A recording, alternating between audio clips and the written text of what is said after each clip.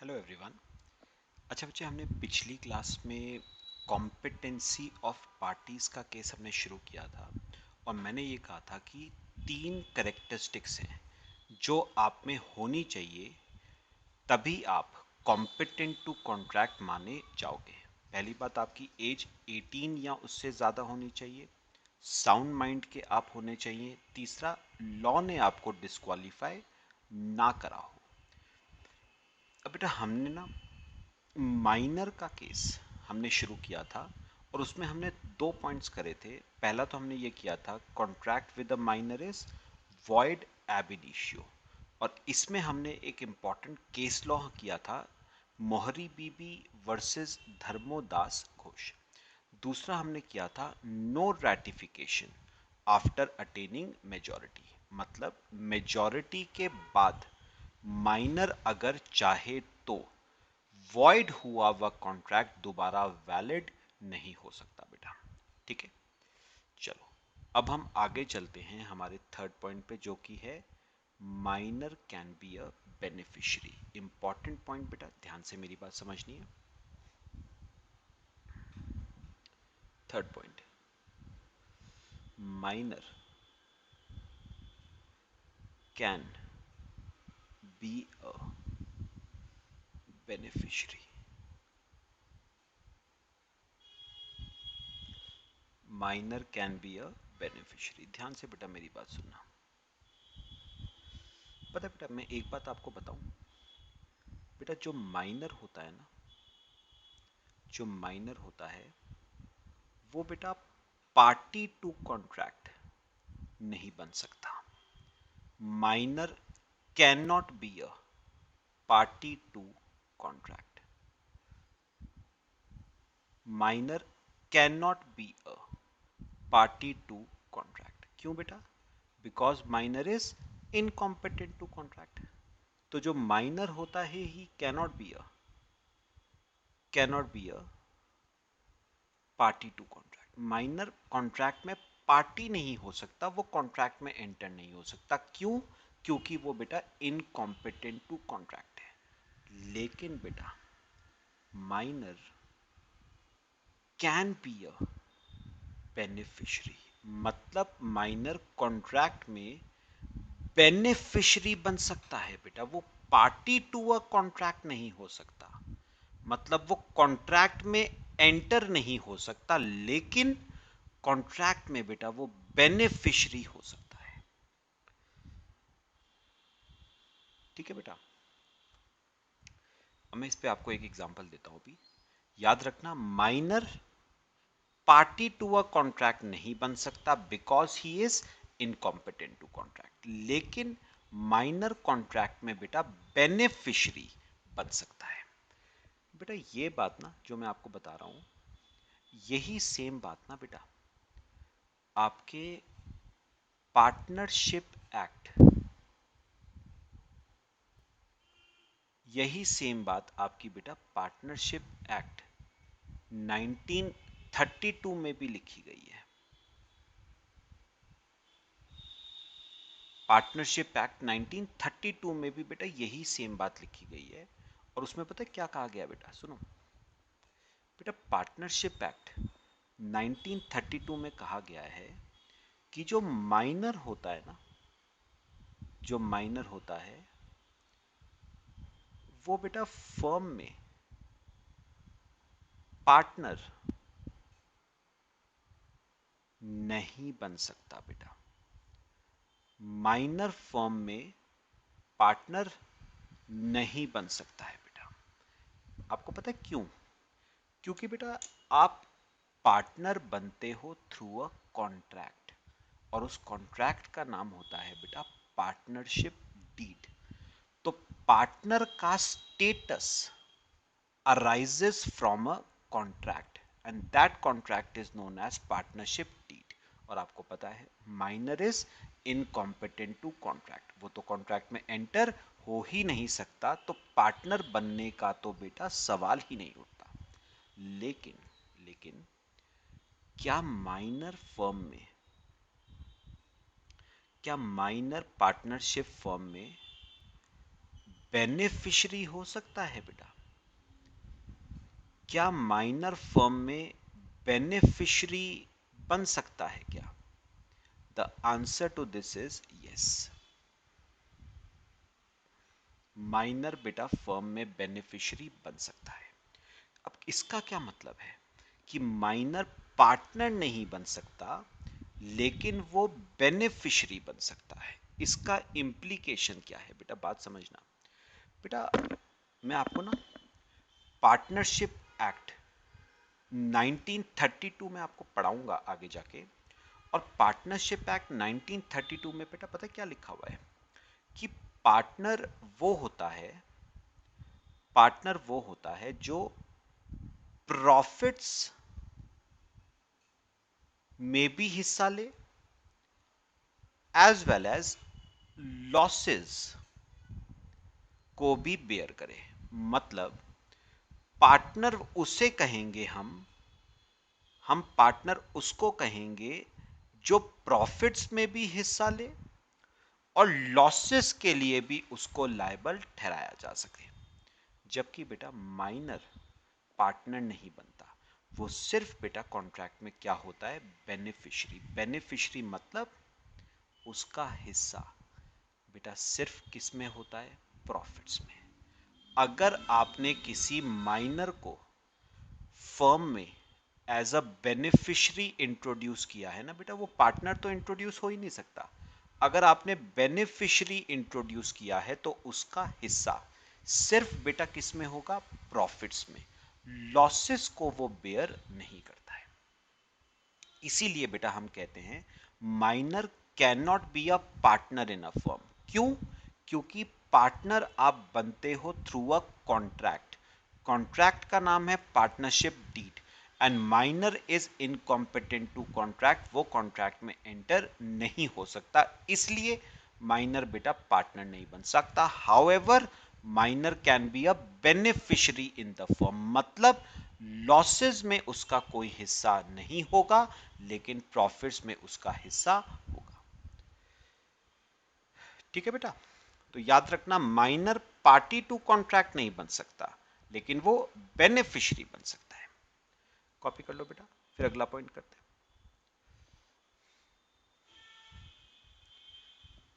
ये आपका बेटा एग्जाम्पल हो गया, ये पार्टनरशिप एक्ट वाला। समझ आया सबको? चलो बेटा आओ, अगला पॉइंट पढ़ लें एक बार। क्या लिखा हुआ है देखो, minor cannot be a party to the contract but can be a beneficiary in the contract। ये देखो, as per Indian Partnership Act 1932 minor cannot be a partner in the firm। क्यों नहीं बन सकता बेटा पार्टनर? क्योंकि पार्टनर आप बनते हो थ्रू अ कॉन्ट्रैक्ट। कॉन्ट्रैक्ट का नाम है partnership deed, and minor is incompetent to contract but can be admitted for the benefits of the firm. मतलब वो फर्म में क्या बन सकता है, बेनिफिशियरी वो बन सकता है। ठीक है बेटा। अच्छा, अगला पॉइंट आता है, a minor can always plead minority. बेटा अभी समझते हैं, सिंपल सा केस है। देखो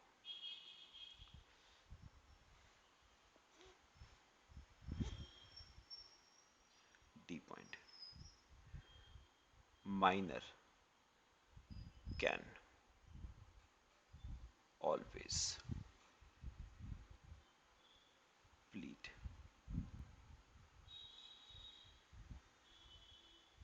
माइनॉरिटी।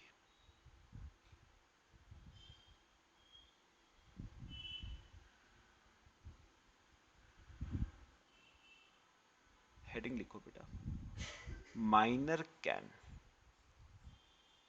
Always plead minority. क्या मतलब है, मैं अभी समझाता हूं बेटा आपको। देखो बेटा एग्जाम्पल, मिस्टर ए, ये बच्चे एक मनी लेंडर है। ये एक मनी लेंडर है। मिस्टर ए बेटा आपका एक मनी लेंडर है। और ये बेटा एक माइनर है।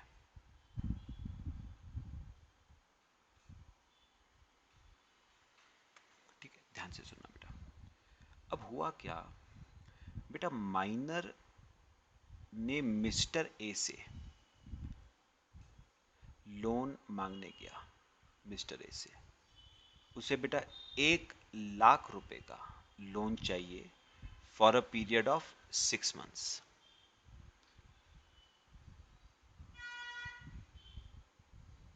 वो लोन मांगने गया for a period of 6 months. अब बेटा मनी लेंडर ने ना माइनर से पूछा कि देख भाई, लोन तो मैं तेरे को दे दूंगा, लेकिन मुझे तेरा ना एज का प्रूफ चाहिए। मुझे ये पता करना है कहीं तू माइनर तो नहीं है, क्योंकि अगर तू माइनर है तो मैं तुझे लोन नहीं दे सकता, क्योंकि अगर कल को तूने लोन देने से मना कर दिया तो मेरा पैसा डूब जाएगा। तो मुझे तू एज का प्रूफ दे कि वाकई में तेरी एज 18 या उससे ऊपर है। तो बेटा ये जो माइनर था ना, इसने क्या करा बेटा, मिस्टर ए को ना अपना फेक एज का प्रूफ दे दिया।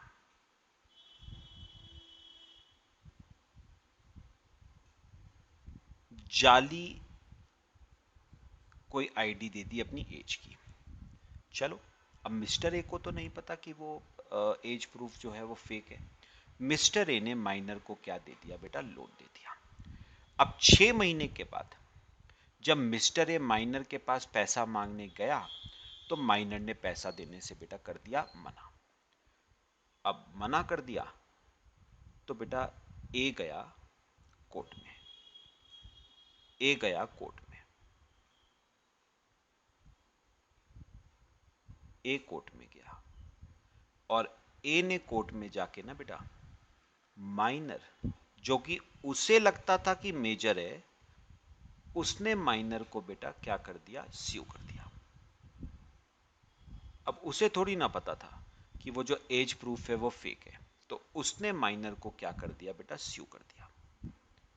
ठीक है, अब हुआ क्या, कोर्ट ने बेटा माइनर से पूछा, हाँ भाई बता, तूने इसका पैसा लिया था, तूने क्यों नहीं लौटाया। उसने कोर्ट को क्या कहा, उसने कोर्ट को कहा, सर मैं तो माइनर हूं, ये देखो मेरा एज का प्रूफ, जहां से जाके पता करवाना है पता करवा लो, म्यूनिसिपल कॉरपोरेशन में मेरा बर्थ डेट रजिस्टर्ड है, बर्थ सर्टिफिकेट वहां से निकलवा लो, पता करवा लो, मैं तो माइनर हूं। और माइनर के साथ किया हुआ कॉन्ट्रैक्ट वॉइड एब इनिशियो होता है।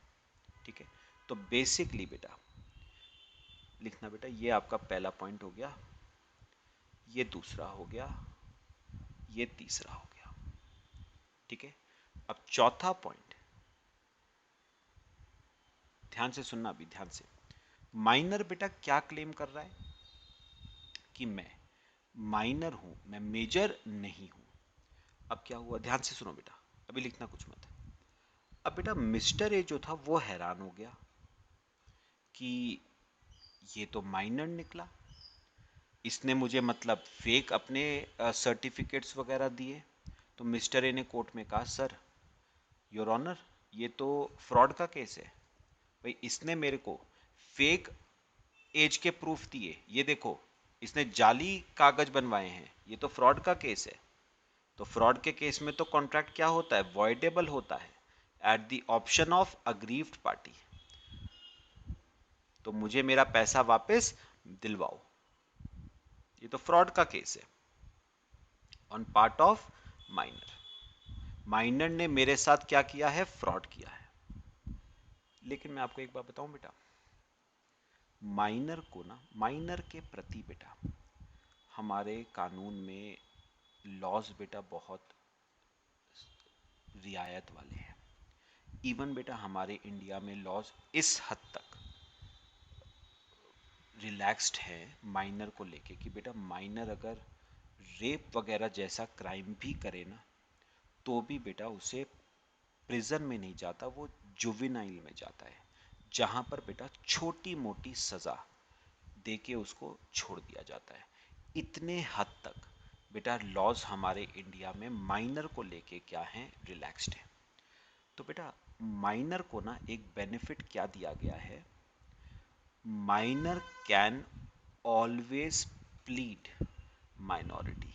मतलब पता है क्या, माइनर कोर्ट में जज के सामने ये दुहाई दे सकता है कि सर मैं तो माइनर हूँ, मेरी उम्र 18 साल से कम है, मुझ में अगर अकल होती तो बात ही क्या थी, मैं तो बच्चा हूँ, मुझे माफ़ कर दो। और बेटा मैंने कहा ना, माइनर के प्रति थोड़ी सी एक सॉफ्ट कॉर्नर हमारे बेटा लॉज में है। तो उन्होंने कहा minor can always plead minority. तो माइनर अपनी माइनॉरिटी की दुहाई दे रहा है, वो कोर्ट से कह रहा है जज साहब मैं तो माइनर हूं, मैं तो बच्चा हूं, मुझे अगर इन बातों की समझ होती तो बात ही क्या थी, मुझे माफ कर दो, मेरी पहली पहली गलती है, मुझे माफ कर दो। तो बेटा माइनर हमेशा अपनी माइनॉरिटी की दुहाई, प्लीड मतलब अपने माइनॉरिटी की दुहाई दे सकता है, वो कोर्ट से माफी मांग सकता है। और बेटा कोर्ट के प्रति, माइनर के प्रति कोर्ट के दिल में बेटा एक सॉफ्ट कॉर्नर हमेशा होता है। तो बताओ कि क्या क्या मिस्टर ए फ्रॉड का केस अगर माइनर पे करे तो क्या वो वैलिड रहेगा, वो बेटा एनफोर्सिएबल बाय लॉ नहीं होगा। और कोर्ट में यही कहा गया बेटा, कोर्ट ने कहा कि contract with a minor is void ab initio since minor has the right to plead minority. Minor has the right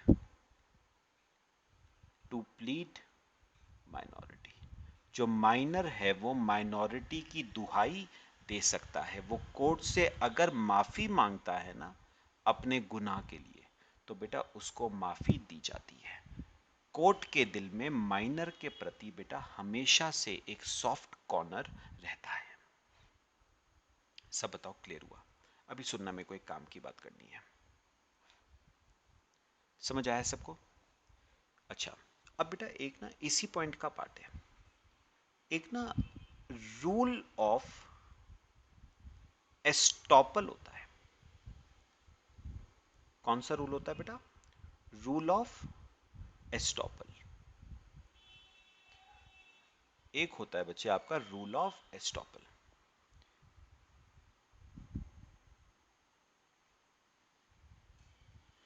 बेटा अगर मैं आपसे पूछूं कि ये रूल ऑफ एस्टॉपल ये क्या है, तो बेटा रूल ऑफ एस्टॉपल क्या होता है, ध्यान से सुनना। बेटा रूल ऑफ एस्टॉपल कहता है कि अगर आप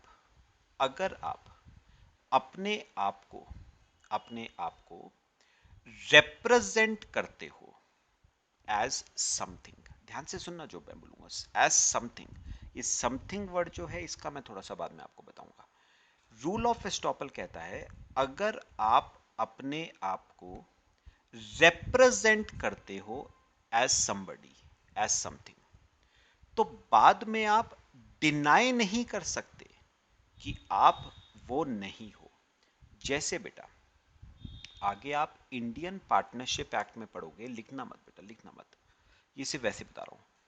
एक पार्टनर होता है बेटा, पार्टनर बाय एस्टॉपल। एक पार्टनर होता है पार्टनर बाय एस्टॉपल। क्या होता है बेटा, ये ध्यान से सुनना, इससे आपको क्लियर होगा। बेटा पार्टनर बाय एस्टॉपल क्या होता है, अगर कोई पर्सन अपने आप को रिप्रेजेंट करता है कि वो फर्म का पार्टनर है, मतलब मैं, इमेजिन करो मैं किसी फर्म में मैनेजर हूं, ठीक है, और मैं अपने क्रेडिटर्स के सामने, अपने सप्लायर्स के सामने अपने आप को रिप्रेजेंट करता हूं, शो करता हूं अपने आप को कि मैं मैनेजर मैनेजर मैनेजर कुछ नहीं हूं, मैं तो फर्म का पार्टनर हूं। पक्का? तो बेटा लॉ कहता है अगर आप बाहर की दुनिया के सामने अपने आप को एज अ पार्टनर रिप्रेजेंट करते हो ना, तो आप बाद में इस बात को डिनाई नहीं कर सकते कि नहीं, मैं पार्टनर पार्टनर नहीं था, मैं तो फर्म का क्या था, मैनेजर। आप इस बात को डिनाई नहीं कर पाओगे। तो अगर मैं अपने आप को रिप्रेजेंट कर रहा हूं कि मैं फर्म का पार्टनर हूं, although I am not a partner, तो बाद में मैं इस बात को डिनाई नहीं कर पाऊंगा कि मैं फर्म का पार्टनर नहीं हूं, मैं तो मैनेजर हूं। तो एक बार मैंने कोई चीज क्लेम कर ली ना, तो बाद में मैं उस क्लेम को डिनाई नहीं कर पाऊंगा। ठीक है बेटा, ये वाला रूल ना, ये एस्टॉपल का रूल बच्चे माइनर के ऊपर अप्लाई नहीं करता है। वही बात आ गई ना जो मैंने अभी ऊपर बताई, ये माइनर के ऊपर अप्लाई नहीं करता है। करके देखो एक बार। अब सुनो, मैं माइनर हूं बेटा, एग्जाम्पल के तौर पे मैं माइनर हूं। अब इमेजिन करो, मैं अपने आप को रिप्रेजेंट करता हूं, ऑल्दो मैं माइनर हूं, मैं अपने आप को रिप्रेजेंट करता हूं कि मैं माइनर नहीं हूं, मैं तो मेजर हूं। बेटा ऐसा ही कुछ हुआ था ना, एक बताओ, ऐसा ही कुछ हुआ था। ये जो माइनर था, इसने फेक एज प्रूफ दिया था। मतलब माइनर ने लोन लेते समय मिस्टर ए के सामने अपने आप को रिप्रेजेंट एज अ माइनर नहीं करा। माइनर ने अपने आप को लोन लेते समय मिस्टर ए के सामने अपने आप को रिप्रेजेंट करा एज अ मेजर। तो क्या माइनर बाद में इस बात को डिनाई कर सकता है कि वो मेजर नहीं है, वो तो माइनर है? बेटा समझ आ रहा है एस्टॉपल का रूल? अगर आप कोई चीज एक बार क्लेम करते हो ना, तो बाद में आप उस क्लेम को डिनाई नहीं कर सकते। ठीक है, तो माइनर का केस क्या है, ध्यान से सुनना बेटा। एस्टॉपल का रूल बेटा माइनर पे अप्लाई नहीं करता है। क्या कहता है एस्टॉपल का रूल? एस्टॉपल का रूल कहता है, अगर कोई पर्सन अपने आप को रिप्रेजेंट करता है, ठीक है, एज समबडी, तो बाद में वो इस बात को डिनाई नहीं कर पाएगा, वो मना नहीं कर पाएगा कि मैं वो पर्सन नहीं हूं। ऐसी बेटा केस है माइनर का। अब इस केस में बताओ, माइनर ने अपने आप को रिप्रेजेंट किया एज अ मेजर, तो क्या बाद में वो इस बात को डिनाई कर सकता है कि नहीं, मैं मेजर नहीं हूं, मैं तो माइनर हूं? हाँ बेटा, वो इस बात को डिनाई कर सकता है। Minor can always plead minority. बेटा माइनर इस बात को डिनाई कर सकता है बाद में कि नहीं बेटा, मैं मेजर नहीं हूं, मैं तो माइनर हूं। मतलब रूल ऑफ एस्टॉपल जो है ना, that does not apply to a minor, does not apply to a minor. तो एक बात याद रखना, अगर आपने एक बार कोई चीज क्लेम कर ली ना, तो आप उस चीज को डिनाई नहीं कर सकते फिर बाद में। ये है रूल ऑफ एस्टॉपल।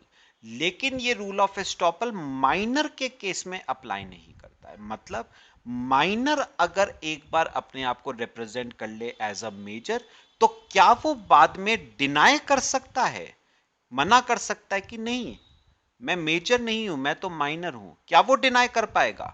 बिल्कुल कर पाएगा बेटा। Minor can always plead minority. उसमें अकल होती तो बेटा उसे इनकॉम्पिटेंट टू कॉन्ट्रैक्ट क्यों कहते? आप सोच के देखो ना, माइनर को क्यों कॉन्ट्रैक्ट में एंटर करने से मना किया है? क्योंकि बेटा अकल की कमी है।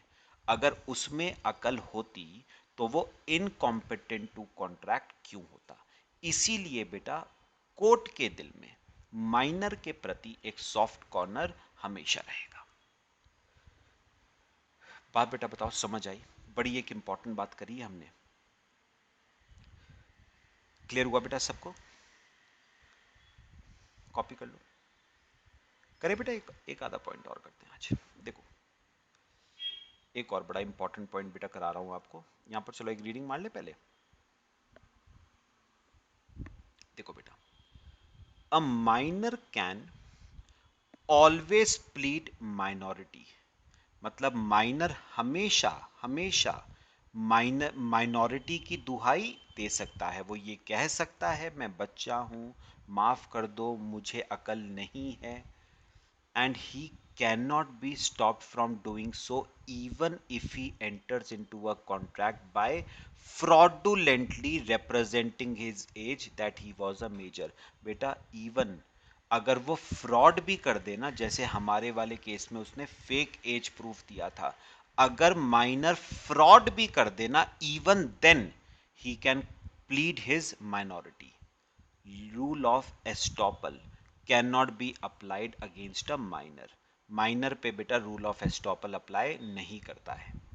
It means he can be allowed to plead his minority in defence. मेरे ख्याल से बेटा समझ आया. चलो अगले पे आ जाते हैं बेटा. अगला है liability for necessaries. Important case बेटा, ये ना आगे भी आएगा.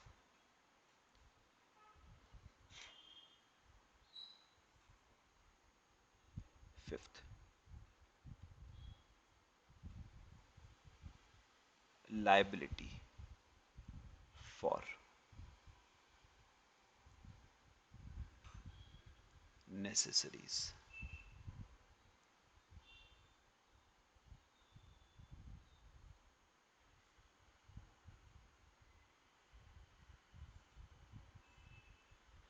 Liability for necessaries. देखो बेटा ध्यान से देखना मेरी बात.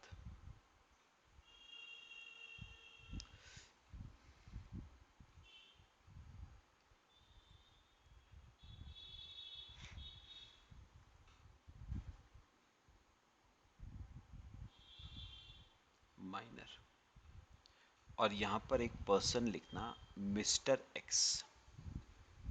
बेटा अब लॉ ने ना एक बात कही है, ध्यान से सुनना बेटा, इंपॉर्टेंट है, ये आगे भी आएगा.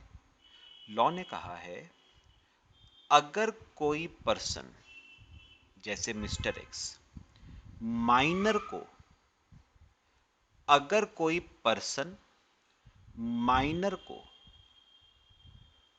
को सप्लाई करता है, अगर कोई पर्सन मिस्टर एक्स माइनर को सप्लाई करता है, किस चीज की सप्लाई बेटा? नेसेसरीज की सप्लाई करता है. अब बेटा आपको अच्छी तरह पता होना चाहिए, इंडिया में बेटा मेनली तीन चीजों को नेसेसिटीज माना गया है. रोटी, कपड़ा और मकान. तो फूड, क्लोथिंग और शेल्टर. अगर कोई पर्सन मिस्टर एक्स माइनर को बेटा क्या सप्लाई करता है? कोई नेसेसिटीज जैसे फूड, क्लोथिंग या शेल्टर. अगर कोई पर्सन माइनर को बेटा नेसेसिटीज सप्लाई करता है ना, तो मैं आपको एक बात बताऊं बेटा, वो पर्सन माइनर से इन नेसेसिटीज का पैसा बेटा क्लेम कर सकता है. ये एक कॉन्ट्रैक्ट बेटा ऐसा है जो माइनर के साथ किया हुआ वैलिड है. वैसे बेटा एक बात बताओ, माइनर के साथ करे हुए सारे कॉन्ट्रैक्ट्स बेटा कौन से होते हैं? वॉइड एब इनिशियो होते हैं. ये एक कॉन्ट्रैक्ट सप्लाई ऑफ नेसेसिटीज का, ये कॉन्ट्रैक्ट बेटा एक्सेप्शन है. मतलब ये कॉन्ट्रैक्ट बेटा वॉइड एब इनिशियो नहीं है, ये कॉन्ट्रैक्ट बेटा वैलिड कॉन्ट्रैक्ट है. ये कॉन्ट्रैक्ट आपका एक वैलिड कॉन्ट्रैक्ट है. और मैं आपको थोड़ी सी एक बात बताऊं जो आगे वैसे हम करेंगे. अगर आपको चैप्टर 1 याद हो तो हमने टाइप्स ऑफ कॉन्ट्रैक्ट्स करे थे.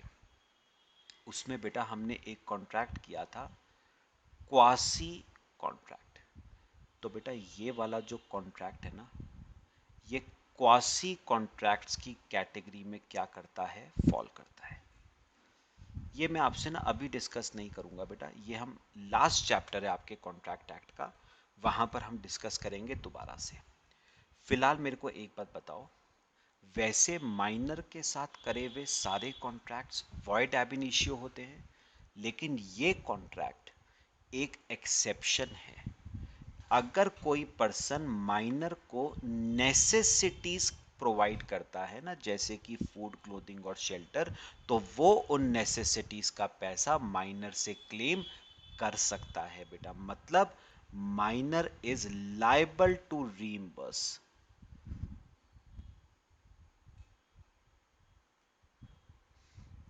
Minor is,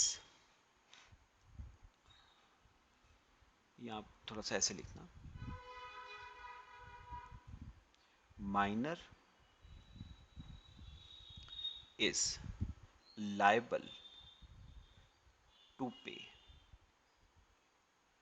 price of necessities to Mr. X। तो माइनर नेसेसिटीज का पैसा मिस्टर एक्स को देने के लिए बच्चे क्या है, लायबल है। तो बेटा वैसे याद रखना, वैसे माइनर के साथ एंटर किए हुए सारे कॉन्ट्रैक्ट्स बेटा ऑलमोस्ट वॉइड एब इनिशियो हैं, लेकिन ये एक कॉन्ट्रैक्ट सप्लाई ऑफ नेसेसिटीज का कॉन्ट्रैक्ट बेटा वॉइड एब इनिशियो नहीं है, ये वैलिड कॉन्ट्रैक्ट है। कौन सा कॉन्ट्रैक्ट है, क्वासी कॉन्ट्रैक्ट है बेटा। ठीक है, और इस कॉन्ट्रैक्ट में उन्होंने क्या कहा, अगर कोई पर्सन माइनर को नेसेसिटीज प्रोवाइड करता है, ठीक है, तो उस केस में वो पर्सन माइनर से नेसेसिटीज का पैसा क्लेम कर सकता है। लेकिन बेटा इसमें ना इन्होंने एक बात और कही है जो मैं आपको थोड़ा सा बताऊं। लेकिन उन्होंने कहा माइनर लाइबल होगा, लेकिन ना, लेकिन इसमें ना दो बातें हैं। उन्होंने क्या कहा है, ध्यान से सुनना बेटा, थोड़ा समझने वाला केस है। उन्होंने कहा है माइनर की प्रॉपर्टी विल बी लायबल,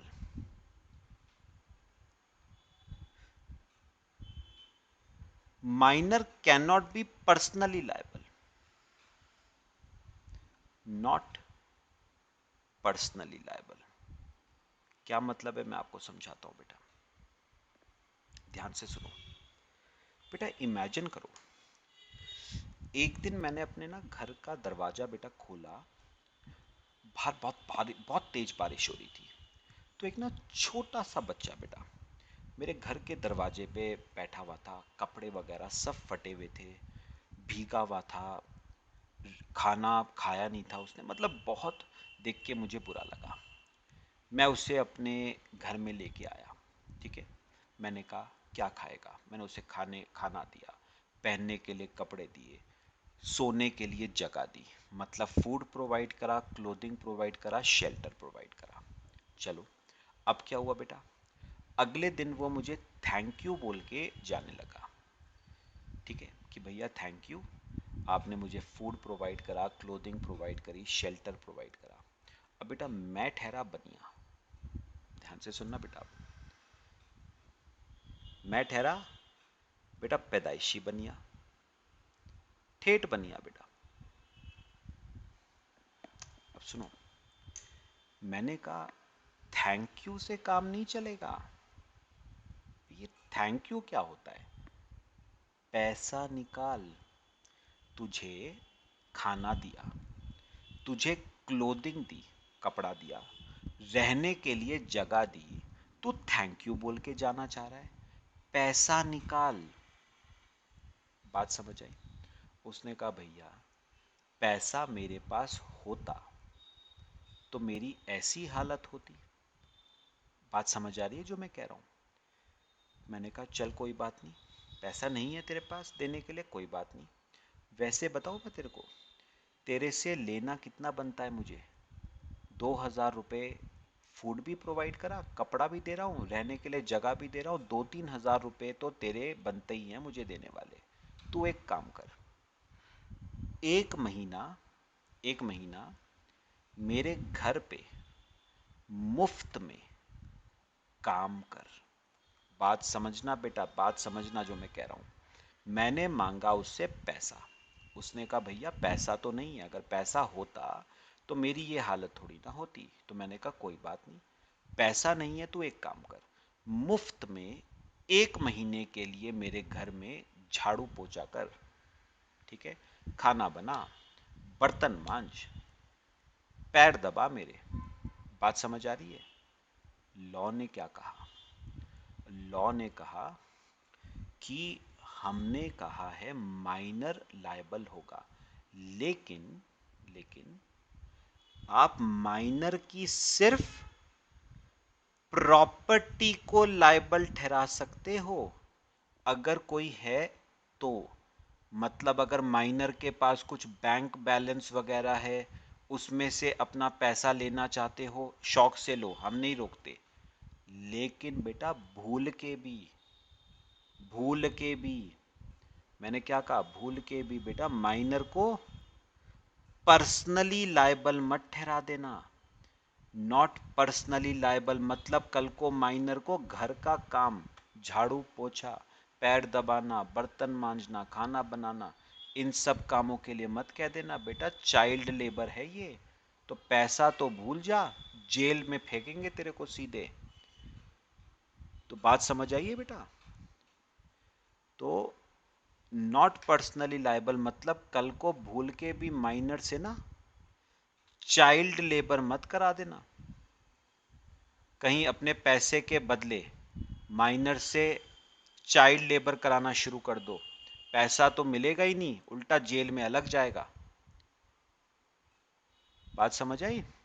तो लॉ एक बात बहुत सिंपल कह रहा है, अगर तुमने माइनर को कोई नेसेसिटीज प्रोवाइड करी हैं, माइनर से उसका पैसा लो, शौक से लो, हमें कोई दिक्कत नहीं है, लेकिन माइनर की प्रॉपर्टी में से ही लेना अगर उसके पास है कोई तो। गलती से भी माइनर को पर्सनली लायबल मत ठहरा देना। पर्सनली लायबल मतलब कल को ये नहीं कि माइनर से लेबर, चाइल्ड लेबर वगैरह कराना शुरू कर दो, वो नहीं करा सकते, नहीं तो जेल जाना पड़ेगा। तो क्या प्रॉपर्टी को बेटा लायबल ठहराया जा सकता है? बिल्कुल बेटा, यस। लो ना, किसने रोका है तुम्हें? अगर माइनर के पास बैंक में 50 लाख रुपए पड़ा हुआ है, ले लो, माइनर से 3,000 रुपए लेने ना, ले लो, शौक से लो, लेकिन गलती से भी माइनर से चाइल्ड लेबर मत करा देना। कहीं अपने पैसे के बदले उससे घर में पोछा, झाड़ू, बर्तन वगैरह करवा रहे हो, वो मत करवा देना भूल के भी। नहीं तो पैसा तो भूल जा, उल्टा जेल की हवा खानी पड़ेगी तेरे को। बताओ बेटा, समझ आया? तो बेटा एक बात याद रखना, नॉर्मली माइनर के साथ करे हुए कॉन्ट्रैक्ट्स वॉइड एब इनिशियो होते हैं नॉर्मली, लेकिन ये कॉन्ट्रैक्ट सप्लाई ऑफ नेसेसिटीज का कॉन्ट्रैक्ट इस रूल का बेटा एक्सेप्शन है। ये ऑल्दो माइनर के साथ है, बट ये वॉइड एब इनिशियो नहीं होगा, ये बिल्कुल वैलिड है। और जिस पर्सन ने नेसेसिटीज प्रोवाइड करी हैं वो माइनर से इसका पैसा क्लेम कर सकता है, लेकिन माइनर की प्रॉपर्टी में से अगर कोई है तो। वो भूल के भी माइनर को पर्सनली लायबल नहीं ठहरा सकता, वो माइनर से चाइल्ड लेबर नहीं करवा सकता। लो बेटा कॉपी करो, बाकी बच्चे नेक्स्ट क्लास में करेंगे। मेरे ख्याल से बताओ बेटा, जितने पॉइंट्स हमने आज डिस्कस करे क्लियर हुए सबको? चलो बेटा, बाकी नेक्स्ट क्लास में डिस्कस करते हैं। Till then, thank you.